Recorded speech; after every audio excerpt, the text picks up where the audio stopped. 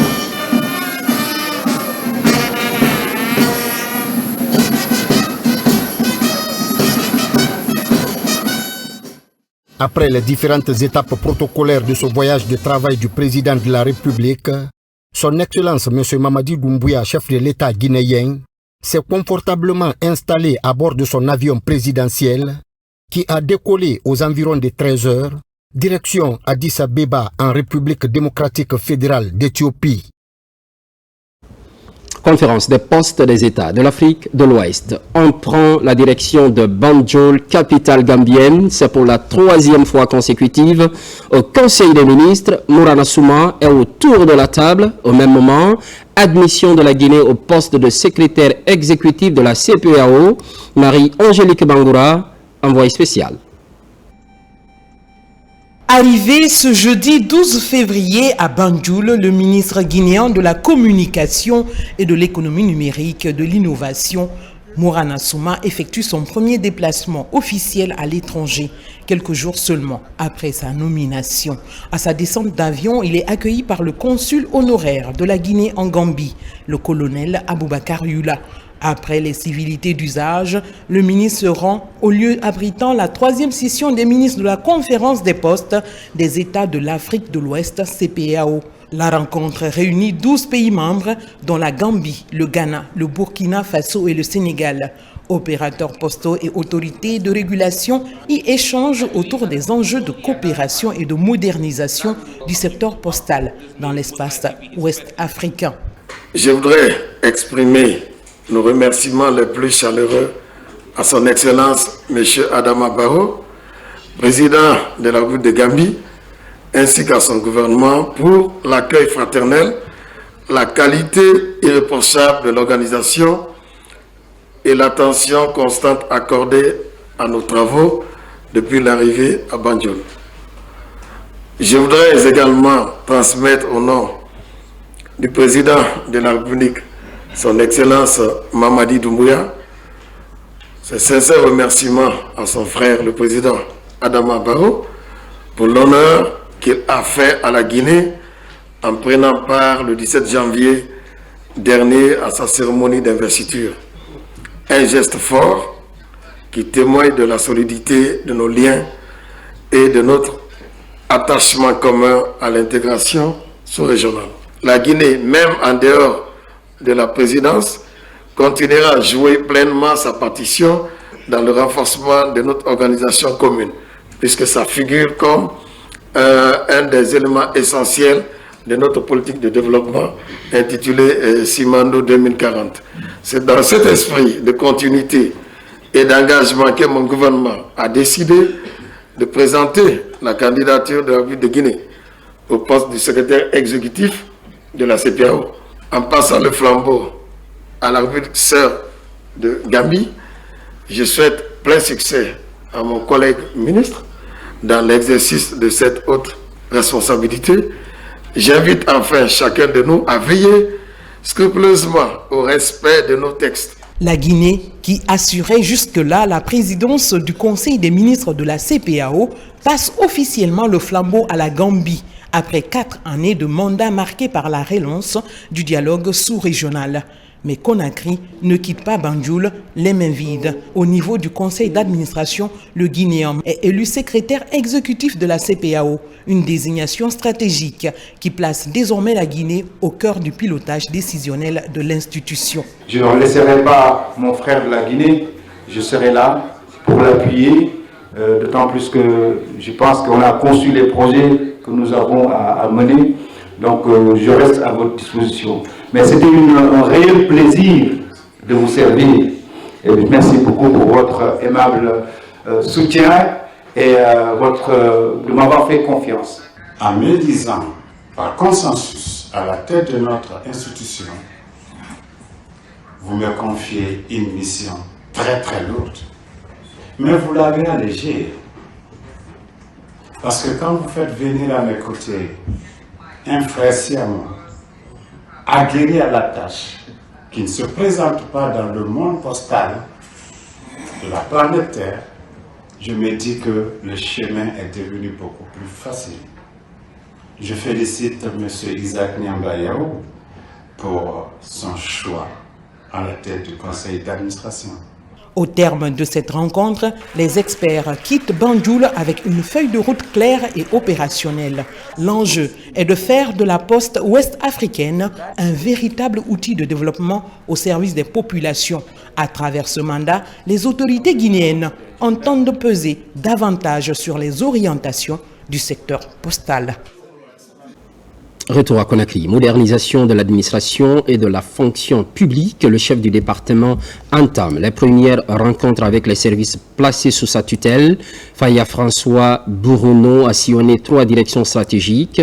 À chaque étape, les nouvelles directives sont déclinées. Mamadi Ternak à Misoko. Pour sa toute première activité, en tant que ministre de la modernisation de l'administration et de la fonction publique, l'agenda a été particulièrement chargé pour Faya François Bourouno. Le ministre a successivement rencontré la Direction générale de la fonction publique, l'Inspection générale de l'administration publique et la Direction générale des concours et examens professionnels. Les échanges ont permis de décliner les nouvelles orientations du département après la restructuration gouvernementale et insuffler une dynamique de réforme axée sur la performance, la transparence et la modernisation du service public. L'entretien avec le ministre nous a beaucoup édifié. Il s'est agi principalement de ce qu'on appelle la modernisation. C'est un chantier qui est très vaste. En ce qui nous concerne, la direction des concours et examens professionnels, il s'agit de faire cette réforme concernant les concours, concernant les examens professionnels. Le travail qui sera fait à l'avenir, c'est vraiment un travail qui va satisfaire le public. Au cours des échanges, plusieurs sujets majeurs ont été abordés, notamment la gestion des ressources humaines de l'État, le renforcement des mécanismes de contrôle administratif et l'accélération de la digitalisation des services publics. Ensemble, nous avions accompli beaucoup de chantiers qui ont été des chantiers réussis. Et donc, il fallait partager ma satisfaction pour le travail accompli. Et j'en ai profité pour aussi faire le point sur le niveau de fonctionnement de ces services, mais dans les moindres détails, pour comprendre un peu les points d'amélioration. À travers cette série de consultations, Faya François Bourouno entend poser les jalons d'une administration plus performante, plus crédible et résolument orientée vers les résultats. Une démarche qui s'inscrit dans la volonté des autorités de bâtir un service public moderne, efficace et pleinement engagé au service du développement national. Retour à Addis Abeba, en plus bref et en image. Après avoir quitté Conakry cet après-midi, le président de la République, Mamadi Doumbouya, a atterri à l'aéroport international d'Addis Abeba Bolé dans la soirée de ce vendredi 13 février 2026. Il a été accueilli avec les honneurs par le ministre d'État éthiopien chargé de l'industrie. Sur le tarmac de l'aéroport international, les salutations protocolaires et les échanges chaleureux ont marqué les premiers instants de cette visite officielle. Aux côtés du chef de l'État, la délégation guinéenne composée de hautes personnalités civiles et militaires. Cette présence à Addis Abeba s'inscrit dans la dynamique de renforcer la coopération bilatérale. Journée mondiale de la radio, on s'intéresse à quelques anciennes grandes voix. Elles brisent le silence et se confient à l'une de nos équipes. Ce sont des témoignages qui rappellent leur carrière, mais surtout l'évolution de la radio, un média qui défie le temps malgré l'influence des nouvelles technologies. C'est le grand format de la rédaction avec la signature d'Alpha Isiagaba, Abdul Karifa Keita, Fatoumata Yadi Damba.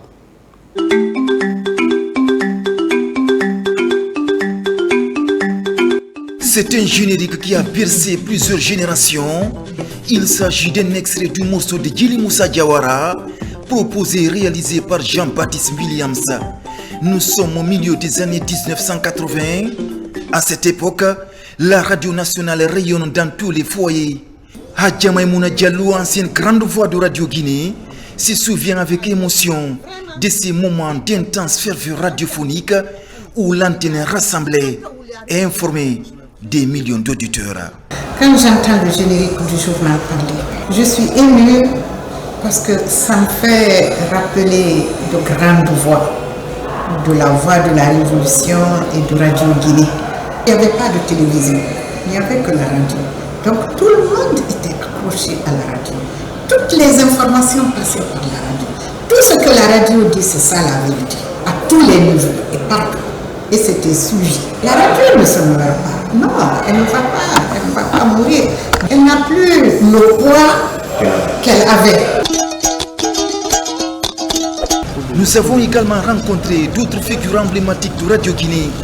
Thierno Mamadou Diallo, journaliste, ainsi qu'Ousmane Kamaradi Ossé, ancien directeur général de la RTG. Aujourd'hui à la retraite, ces grandes voix gardent un regard empreint de nostalgie sur leur début au sein de la radio nationale, une école de rigueur et de passion.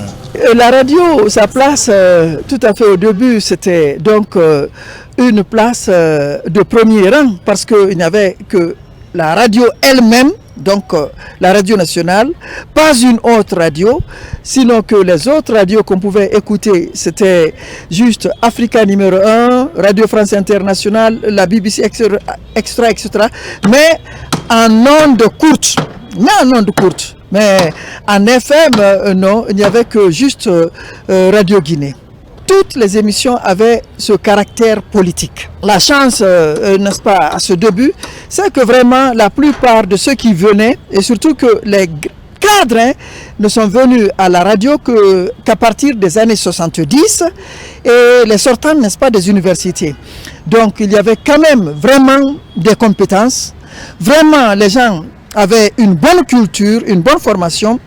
Il suffisait seulement de transiter un peu vers le studio école pour montrer à chacun comment dire, donc comment parler, pour ne pas dire comment lire un texte, n'est-ce pas, à la radio. Nous, on avait ce qu'on appelle le conducteur, ce que vous n'avez pas aujourd'hui.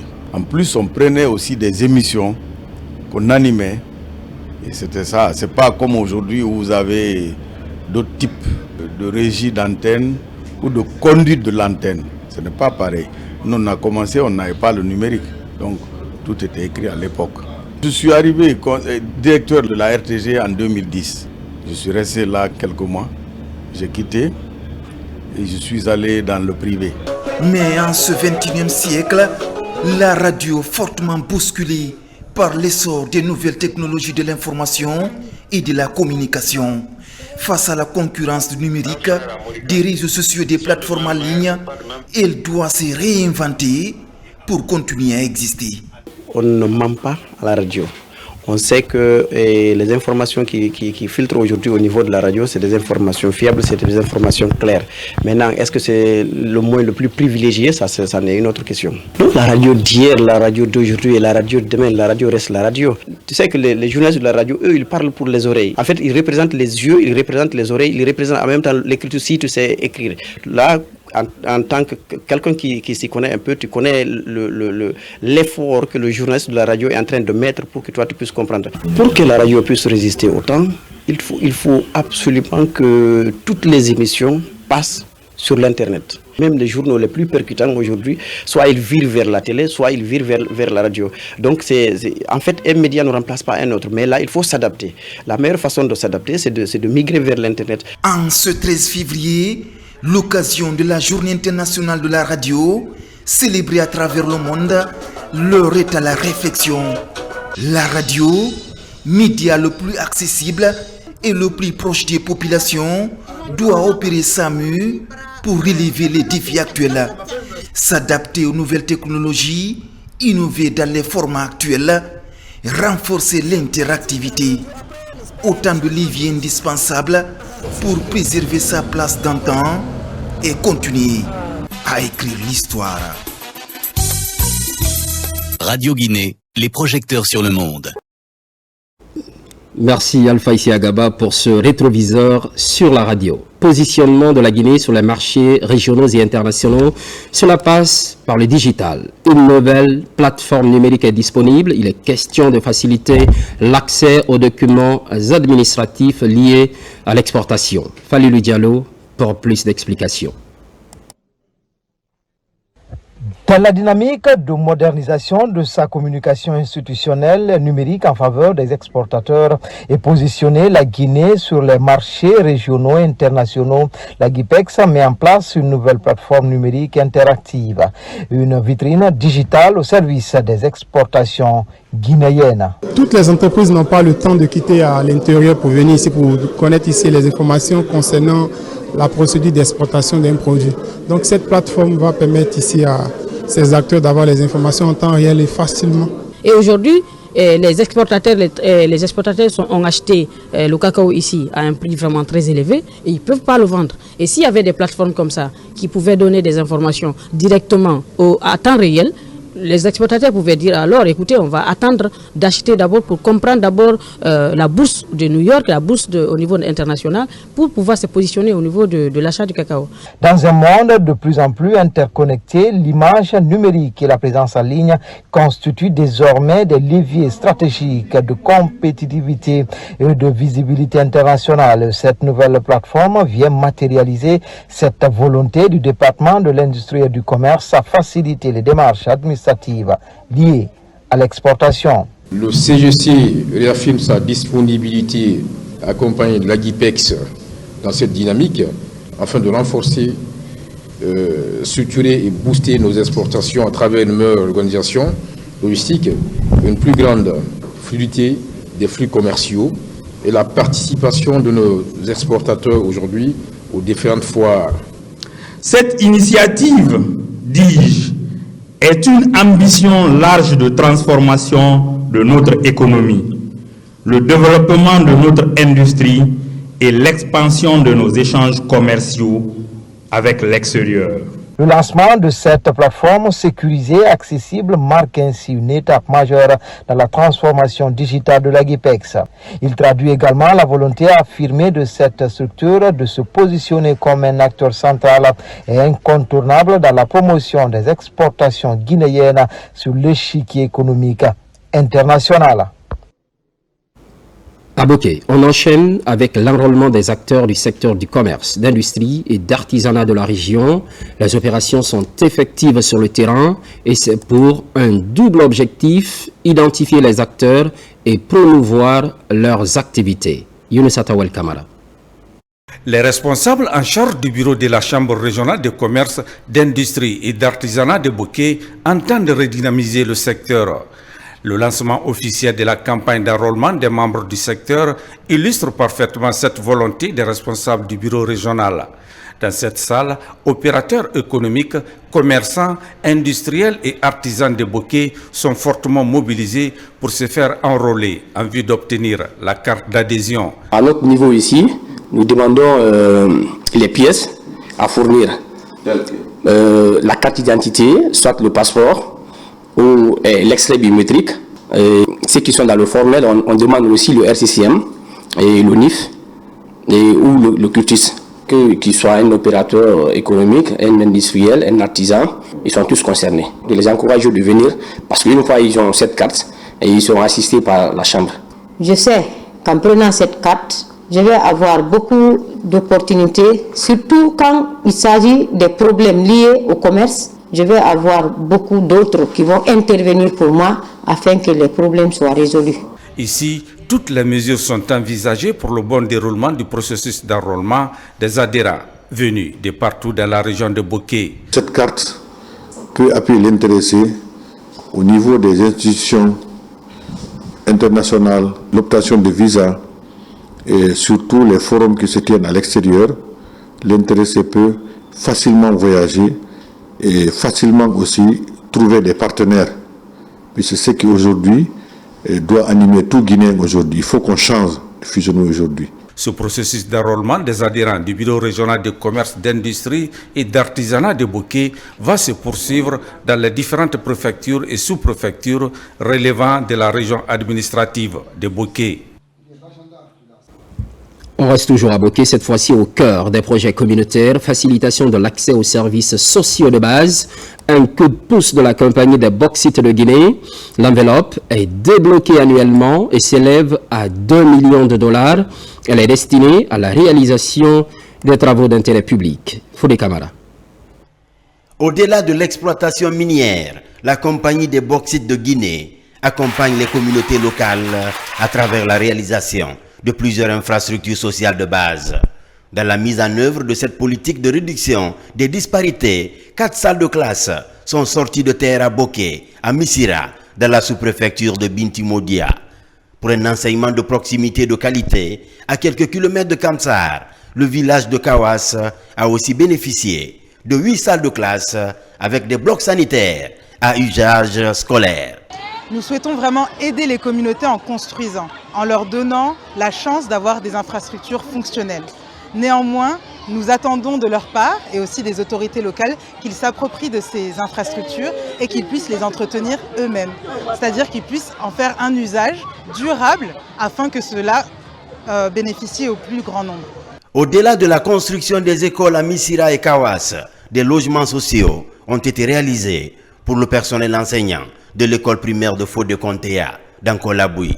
Au Kambalanta et au port Néné de Kamsar, des centres de santé, autrefois vétustes, sont rénovés. Nous sommes à 90% de réalisation. Le centre de santé couvre 4 districts, dont 3 sont dans les îles, Koufin, Binari et Botini. Et Kamsar Centre couvre 9 secteurs aussi. Des forages sont aussi réalisés dans les quartiers de Bagataï, au centre de santé de Kassapo et à l'école primaire Filima de Kamsar. Des forages qui vont contribuer à changer le quotidien des bénéficiaires, autrefois confrontés aux difficultés d'accès à l'eau potable. Avant, on avait des difficultés en matière d'addition d'eau. On a tellement d'effectifs, même vous voyez, ça c'est le soir. Filima 1 a près de 1000 élèves. Filima 2, mon collègue qui est là, 1013 élèves. Donc vous voyez, si l'école reste sans eau, c'est que ça fait. Donc ça nous a vraiment soulagés. Ici c'est une structure sanitaire.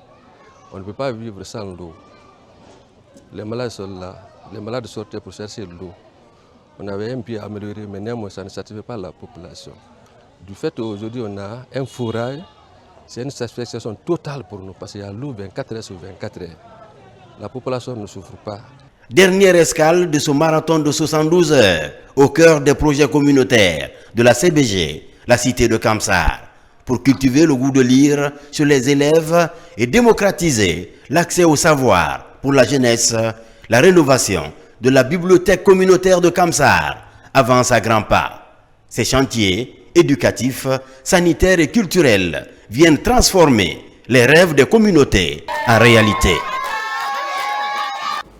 Place maintenant à la vulgarisation des rapports ITIE 2022-2023. L'activité se déroule à Sigiri et dans les locaux de la SAG. Il s'agit d'expliquer aux communautés les paiements effectués par les compagnies minières. Moussa Kouyaté. C'est ici à la préfecture de Sigiri, ville aurifère, que la mission a expliqué le contenu de ces 2 rapports aux acteurs de la société civile et les représentants des communes impactées des activités minières. On nous a enseigné de ce qu'on ne connaît pas. On nous a doté des documents pour lesquels on va travailler. On les encourage de continuer sur ça. Je souhaite que la sensibilisation continue entre nous, la causerie continue entre les fils et les filles de Sigiri pour qu'on puisse avoir la cohésion et le développement à Sigiri. Cela montre la transparence dans les industries extractives. C'est de dire aux jeunes de se calmer, que la retenue est le meilleur moyen. C'est de dire aux jeunes que l'État et les collectivités locales sont en train de travailler pour eux. De la préfecture, la mission s'est rendue à la SAG, principale société minière de Sigiri, pour le même exercice. Un exercice soutenu et apprécié par les responsables de la société Anglo-Gold Ashanti de Guinée. Et les chiffres présentés dans ces rapports aujourd'hui nous montrent à suffisance la contribution de façon générale que font les sociétés minières, mais surtout celle de la SAG, que nous avons l'aimabilité de produire ces rapports de façon mensuelle ou annuelle. Sur la base de cette présentation pour 2022-2023, nous essayons de voir clairement quelle est effectivement notre part, n'est-ce pas, de responsabilité. C'est vraiment un rapport qui nous intéresse et qui doit intéresser toutes les sociétés minières à travers la Guinée.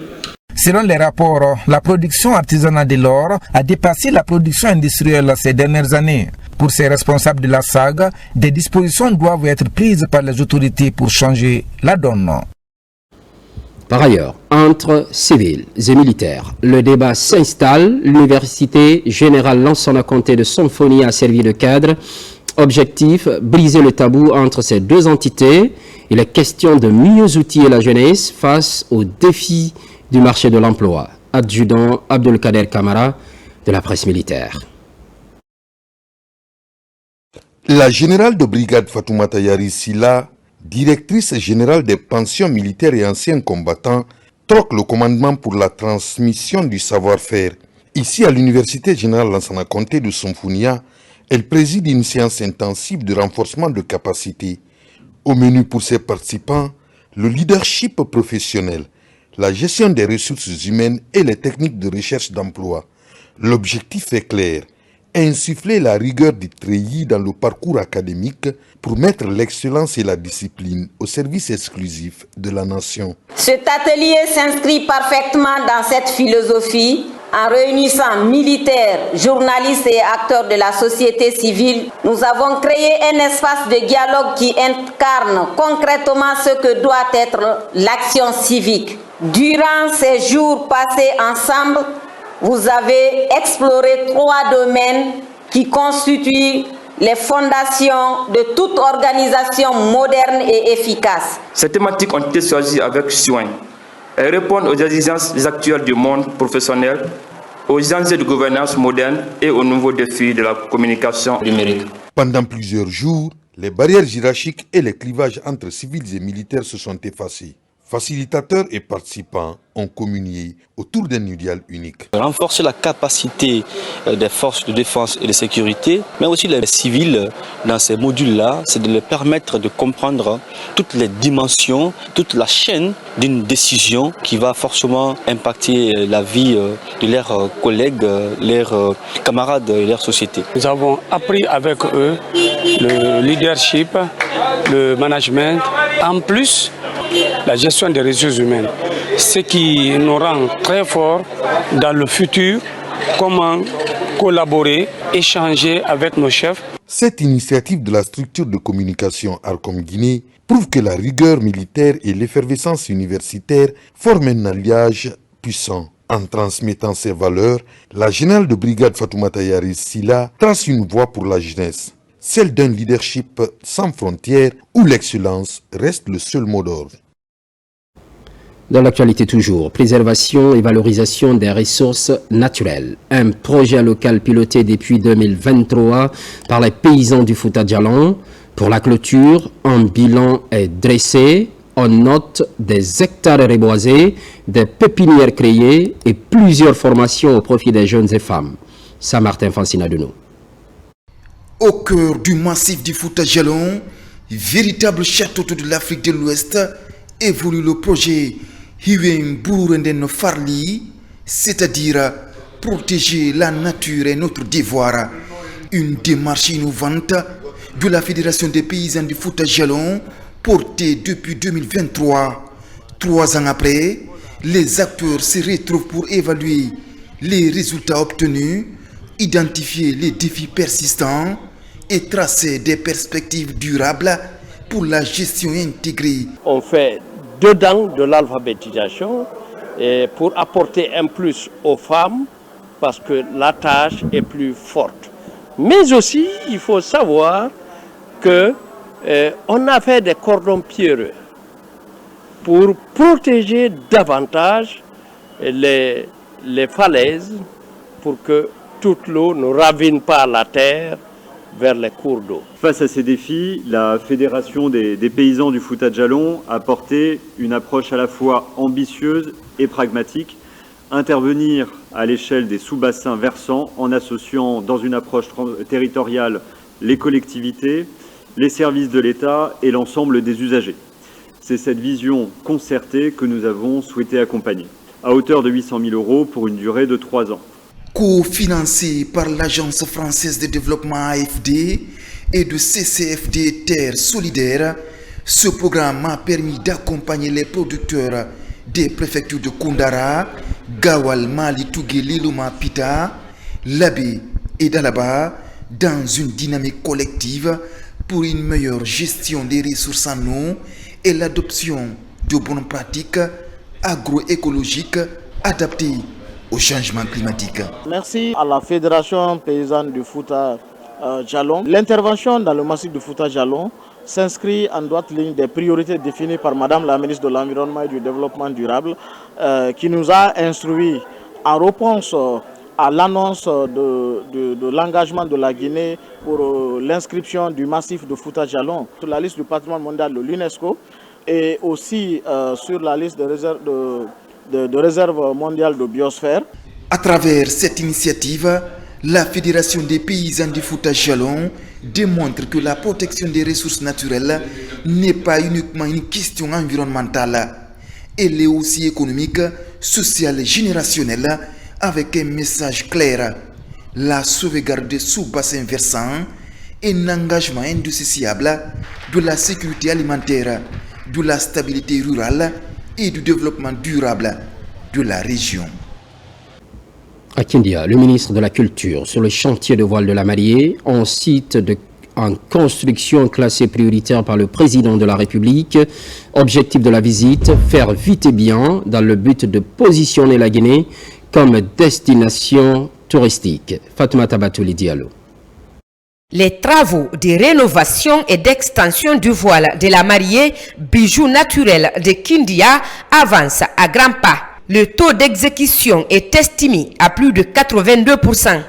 Sur le terrain, le ministre Moussa Moïse Silla met un accent particulier sur l'importance de ce site avant d'inviter les autorités administratives et populations riveraines à une bonne collaboration avec les travailleurs pour accélérer les travaux. Il est important pour nous que ce site soit terminé le plus rapidement possible avant le début des grandes pluies. Le site du voile de la mariée n'est plus à présenter. C'est un site écologique qui a un microclimat particulier et qu'une fois fini permettra à Kindia d'être une sorte de carte postale en République de Guinée et bien au-delà. Après la visite du chantier du voile de la mariée, le ministre et sa suite se sont rendus également sur le site des eaux de Kilissi pour accueillir les touristes du rallye Budapest-Bamako. Nous avons voulu venir à leur rencontre pour leur expliquer que la Guinée ne peut plus être juste un point de transit sur un itinéraire international. Nous voulons être un point de séjour, une destination finale pour le rallye, pour les prochaines éditions, parce que nous avons quelque chose à raconter au monde. Les touristes du rallye Budapest-Bamako ont été séduits par l'accueil et la chaleur humaine. Des cadeaux symboliques, casquettes locales et statuettes traditionnelles ont renforcé l'identité culturelle de l'étape. On voit souvent à la télévision, dans les médias occidentaux, et que c'est vraiment unique comme expérience. Les gens sont très sympathiques, on adore, les paysages sont merveilleux. La modernisation du site du voile de la mariée est une ambition nourrie par le gouvernement pour l'accueil de visiteurs internationaux. Avec l'engagement des acteurs locaux, la stratégie des Brading Guinée avance, combinant développement économique, valorisation culturelle et rayonnement international. Autre facette de cette édition, mutilation génitale féminine, tolérance zéro à l'échelle internationale. Déjà, les projections sont faites pour 2030. La Guinée n'est pas à l'abri de la riposte contre les MGF, une célébration en différé qui milite pour l'éradication de la pratique. Mohamed Kamara, Al-Khali, Kobel et Keïta. La journée internationale tolérance zéro à l'égard des mutilations génitales féminines est à sa 14e édition. C'est une journée qui reste focus sur l'accélération de la lutte contre la pratique des MGF dans le monde. Aujourd'hui, elle touche environ 200 millions de femmes et de filles à travers le monde entier. En Guinée, les autorités comptent faire de l'élimination de toutes les formes de discrimination à l'égard des femmes une réalité. La lutte contre les mutilations génitales féminines est une priorité d'action, de résultats et de redevabilité. Ce combat n'est pas non seulement institutionnel, il est moral, il est national.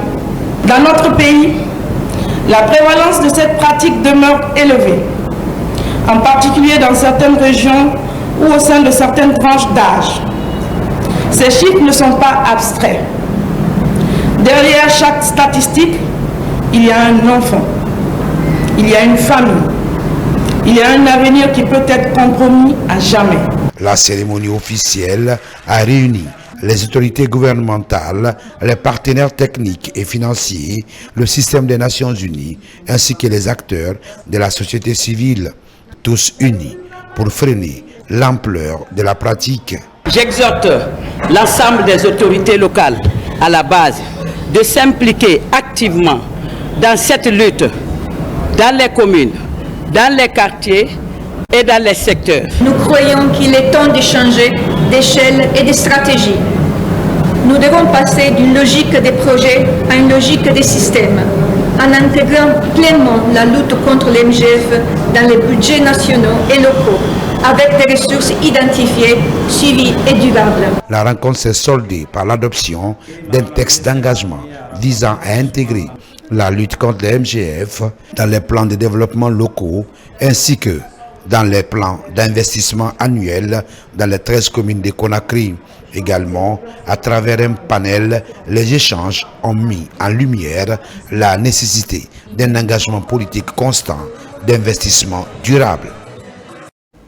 Pendant ce temps, solidarité exprimée au sommet de l'État et c'est au profit de la Confédération nationale des albinos de Guinée. Il s'agit de 2 minibus offerts par le président de la République afin de renforcer la mobilité et la scolarisation des bénéficiaires. Bakary Bamba Condé, images et témoignages. Le chef de l'État, le président Mamadi Doumbouya, a fait parler son cœur en offrant 2 minibus au centre d'insertion des jeunes albinos de Sangoya.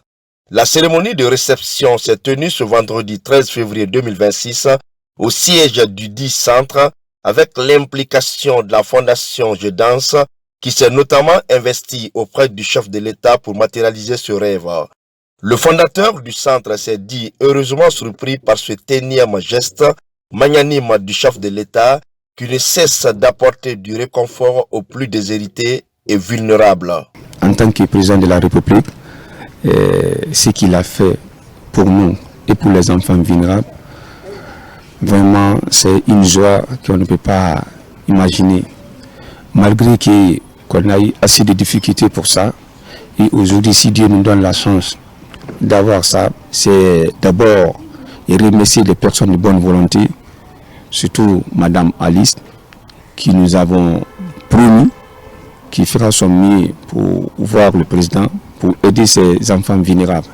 Le jeune représentant des élèves albinos du centre a salué le geste du président de la République qui leur permet désormais de se rendre à l'école en toute sécurité. On va remercier le président de la République de Guinée, Mamadi Doumbouya, pour ce qu'il a fait pour nous, parce qu'on n'entendait pas à ça, quoi. On partait à l'école, une fois que notre voiture a été brûlée, on sortait sous le soleil pour partir à l'école. Le soleil n'est pas bon pour nous, les personnes atteintes d'albinisme. Surtout, ça provoque le cancer de peau. Donc, on le remercie infiniment pour le petit geste qu'il a fait pour nous. La coalition des orphelinats de Guinée, Kogipa, a souligné que ce don du chef de l'État vient à point nommé pour soulager les élèves albinos du centre d'insertion de Sangoya. Ces gestes à l'endroit des enfants du centre albinos de Sangoya nous va droit au cœur. Et c'est ici l'occasion de remercier le chef de l'État, de remercier toutes les instances de la République pour l'initiative prise et accompagner le chef de l'État dans le sens de s'occuper aussi des personnes défavorisées et qui sont aussi dans le besoin. La fondation Je Danse, à travers qui le président Mamadi Doumbouya a offert ce don au centre d'insertion de la Confédération nationale des albinos de Guinée, a par la voix de son représentant remercié le chef de l'État en saluant l'engagement constant du président Mamadi Doumbouya en faveur des œuvres de charité. Pour nous, ce n'est pas une surprise. Nous, c'est la continuité des actions que le président de la République pose à l'endroit des personnes démunies. Depuis 8 ans que nous organisons ces événements-là, il y avait beaucoup de choses qui manquaient dans les différents centres orphelinats et nous-mêmes dans l'activité qu'on faisait. Mais depuis l'arrivée de son Excellence, Monsieur le Président de la République, il a exprimé et a montré à suffisance combien de fois les questions liées aux enfants démunis le préoccupent. Donc c'est des questions majeures qu'il prend en compte. La cérémonie s'est terminée par la remise officielle des clés des 2 minibus au fondateur du centre d'insertion de la Confédération nationale des albinos de Guinée de Sangwea, élargie aux responsables de la coalition des orphelinats de Guinée, Kogipa. Plus loin, à Paris, célébration des 10 ans de la structure DENCO, spécialisée dans la protection et la promotion des enfants atteints d'albinisme. Partenaires techniques et financiers se mobilisent, une manière d'interpeller les décideurs et les organisations non gouvernementales. Mohamed Souma, Amadou Touré. Promouvoir les droits des enfants atteints d'albinisme au cœur de la célébration des 10 ans d'existence de la structure DENCO, une ONG de promotion et de protection des enfants atteints d'albinisme en Guinée et en Afrique. Depuis sa création, plusieurs centaines d'enfants albinos en Guinée ont bénéficié d'un accompagnement dans le domaine scolaire et sanitaire à travers des levées de fonds et des séances de sensibilisation et d'information ont aussi été initiées pour les enfants atteints d'albinisme pour leur bien-être et la protection de leurs droits. Votre présence à cette soirée est précieuse. Elle nous a permis de récolter des fonds afin de continuer à poser des efforts utilisés et symboliques pour améliorer la vie des personnes albinos. Aujourd'hui, après 10 années de travail, nous pouvons affirmer avec fierté que des progrès réels ont été accomplis.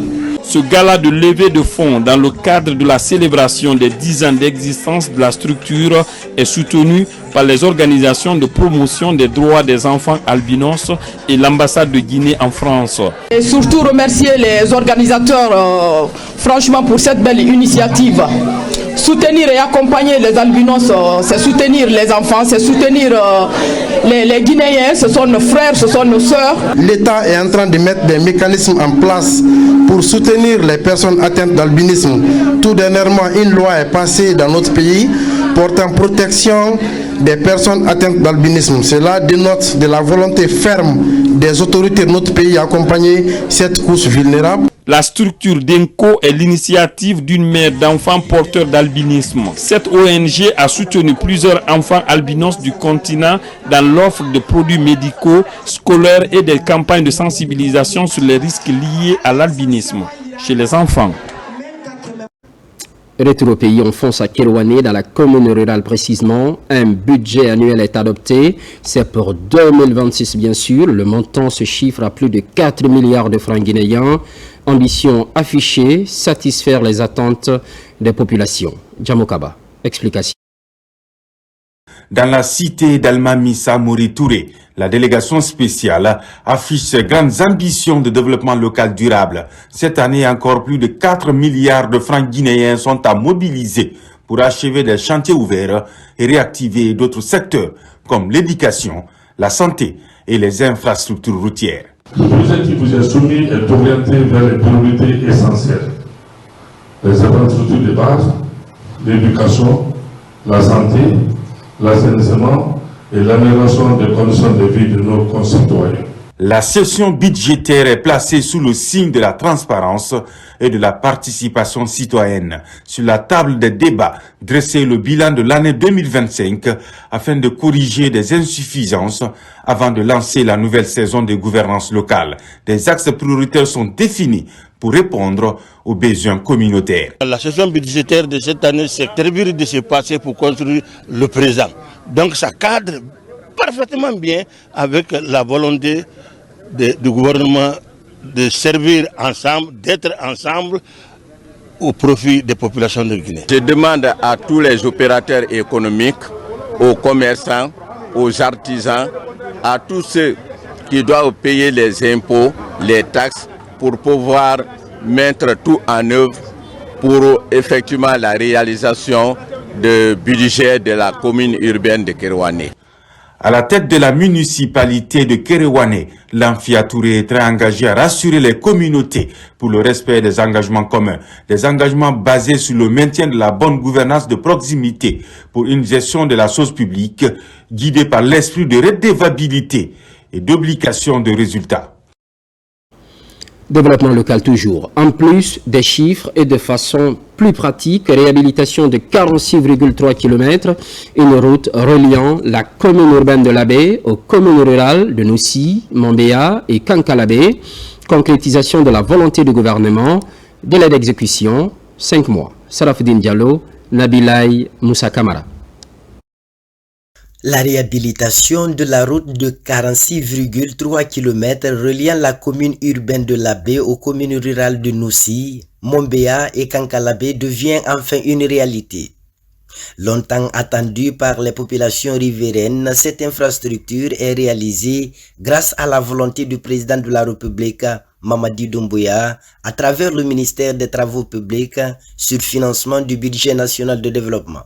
À l'entreprise chargée d'exécuter ces travaux, nous disons Toli et leur demandons humblement de bien vouloir réaliser cet ouvrage dans les règles de l'art, des normes, de délai impartis et de la qualité requise. Les travaux entièrement mécanisés et intégrant des ouvrages de franchissement s'étaleront sur une durée de 5 mois. Nous nous engageons à réaliser ces travaux dans le respect des normes techniques avec un suivi permanent assuré par les services compétents. Les travaux qui démarrent aujourd'hui portent à la fois sur la chaussée et sur les ouvrages de franchissement le long de la route afin de garantir une meilleure résistance aux intempéries et une praticabilité en toute saison. Le lancement officiel de ce chantier a mobilisé autorités administratives et locales, bénéficiaires et responsables de l'entreprise. Tous saluent un projet structurant, porteur d'espoir pour les communautés traversées. C'est de créer la richesse pour cette population afin que le revenu s'améliore. Pour tous ces actes, nous disons au président de la République, Mamadi Doumbouya, merci. Cette route, une fois réhabilitée, va désenclaver les localités de Noussi, Mombéa et Kankalabé. Relancer les activités commerciales et agricoles, renforcer la cohésion sociale communautaire et positionner à nouveau comme un grenier agricole pour les préfectures de Labé et d'Alaba. Appui aux collectivités locales, un défi que se fixe l'ANAFIC. À Farana, le directeur général de l'institution évalue les travaux en cours de réalisation. Par ailleurs, il profite pour installer le nouveau chef d'antenne de la région, Ibrahima Oulenfofana Silati Kourouman. Le directeur général de l'Agence nationale de financement des collectivités ANAFIC est à Farana.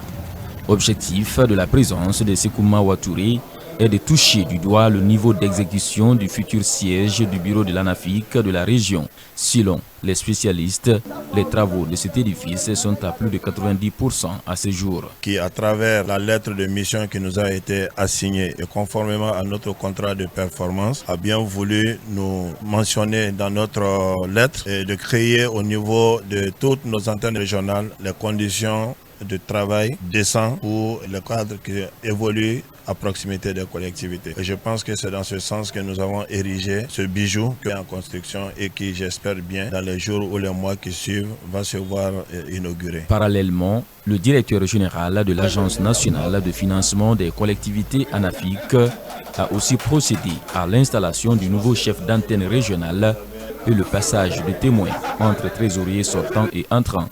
Je mesure à sa juste valeur la responsabilité et l'immensité des tâches qui m'attendent dans l'exercice de cette nouvelle fonction.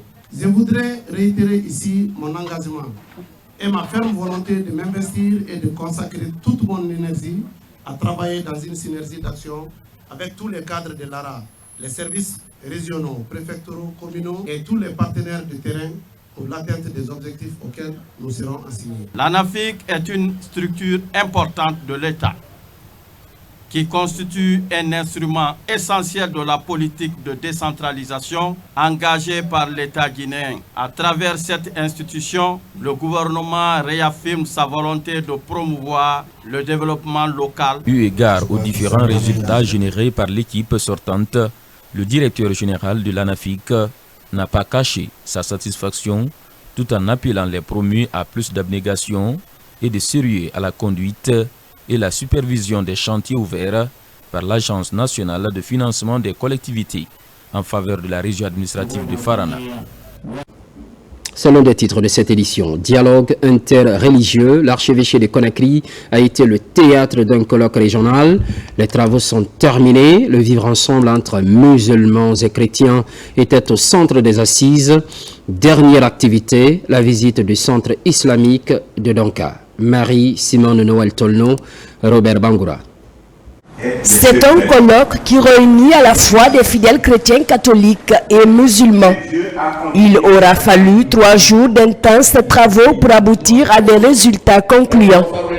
Après la fin des travaux du colloque, ici, dans cette salle Raymond Chidimbo et à l'église Saint-Michel de Koleya, certains officiels venus des autres pays africains ainsi que des émissaires du Vatican ont mis leur séjour de travail à profit pour rendre une visite fraternelle au centre islamique de Donka. La délégation de Rome a tenu à venir à la grande mosquée, au centre islamique, pour saluer nos frères musulmans et leur dire toute l'attention que Rome porte à cette rencontre islamo-chrétienne. Alors la perspective est maintenant on doit continuer à travailler parce que la paix arrive à travers nous.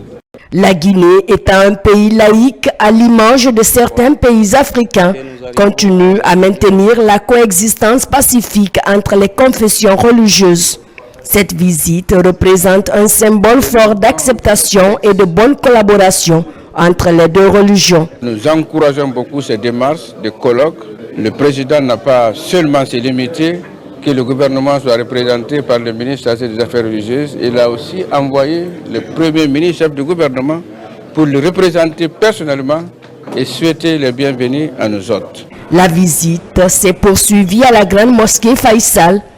Respectant le lieu sacré, ces responsables religieux ont suivi avec attention les consignes recommandées dans cette grande maison de Dieu. Cette visite fraternelle est achevée au mausolée des vaillants fils de Guinée, disparus parmi lesquels le feu président Ahmed Sékou Touré et l'Almami Samori Touré. On parle promotion des langues nationales. Tenue à Conakry de la journée culturelle Adlam Poulakou. C'est la 4e édition cette année. Un rendez-vous qui célèbre l'excellence et le mérite au niveau des apprenants. Aboubakar Djabi nous fait le point. Ces derniers temps, la promotion des langues nationales du pays constitue une préoccupation majeure pour de nombreux citoyens et structures. Ici, dans la capitale Conakry, la journée culturelle Adlam Poulakou se poursuit dans cette logique pour promouvoir nos coutumes et mœurs. Elle se tient pour la 4e fois de suite en regroupant des élèves de Adlam venus à travers le pays. C'est une journée où on rassemble des élèves de Adlam partout en Guinée. Les meilleurs, ils viennent faire une compétition de Adlam Poula. Et cette journée, en fait, c'est pour sensibiliser surtout la jeunesse sur l'importance de parler la langue Poula, mais surtout d'utiliser le caractère Adlam qui est l'écriture pour écrire correctement le Poula. Ça nous pousse à connaître notre langue et à mieux se défendre lors d'un débat. Je me sens si fier parce que c'est la langue qui j'ai été depuis l'enfance. C'est une compétition axée sur une série d'activités pédagogiques comme la poésie et la lecture dans la langue poulard. Comme les précédentes éditions, elle prévoit de primer les meilleurs candidats pour vulgariser l'enseignement dans la langue arabe à travers des manuels conçus à cet effet par ces structures initiatrices. La cause commune, c'est cette langue nationale. C'est notre arme, c'est l'arme qui va nous aider à assurer l'indépendance guinéenne. La vraie indépendance guinéenne, c'est d'avoir encore l'autonomie de la langue. Nous savons que nos langues nationales, c'est notre culture, c'est affirmer son identité tout en étant avec les autres aussi. Donc c'est quelque chose à encourager. Mais ça, je sais que des moyens seront déployés pour permettre aux langues nationales d'exister tel qu'il se doit. Dans cette salle des congrès du Palais du Peuple, ces participants n'ont pas manqué d'afficher leur identité culturelle. À travers ce moment festif et éducatif, il a été aussi question de mettre en valeur le textile guinéen, une manière de bien représenter la diversité culturelle et traditionnelle du pays pour un développement socio-économique durable. Merci de nous suivre à Lola, Kankan, Koubia, Dubreka et partout en Guinée, notre paradis, terre de richesse et d'innovation. Les programmes se poursuivent, constante fidélité à toutes et à tous.